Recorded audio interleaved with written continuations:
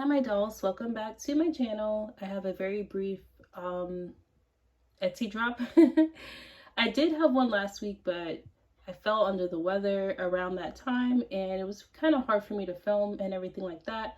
But essentially I had in green mom and dad pajamas or lounge set with a toddler onesie with a little jacket cardigan to go with it. For that one, only 2 people got to purchase that. What I'm doing this week is I'm offering the set as a his or hers rather than a his and hers, and it's going to come with a onesie for the baby, the mini baby zero series 2, so that way 4 people could have a chance to get something rather than 2 people. I've also included a diaper bag to kind of amp up the set altogether. This is how it looks. This is the print I went with. This is an Old Navy shirt, and I really did like this print whenever I saw it. My first instinct was to make beach resort wear, like a little dress or maxi dress for regular fit doll, standard fit.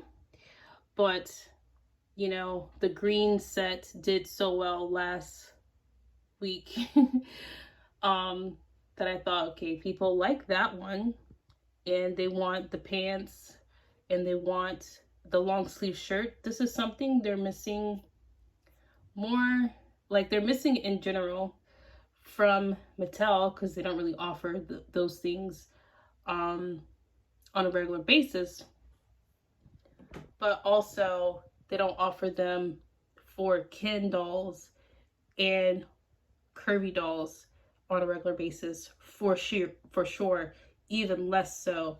So I think this is like a very, very good collection. I'm really happy with this. I'm happy that instead of 2 people getting to partake, it's increased to 4 people.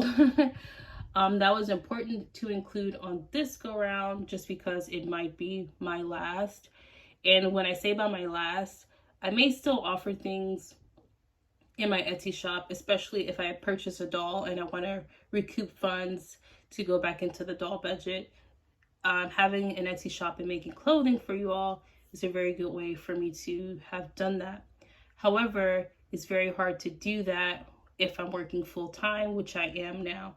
I found a really good paying job, praise God, because, you know, there are few and far between, but it is full time.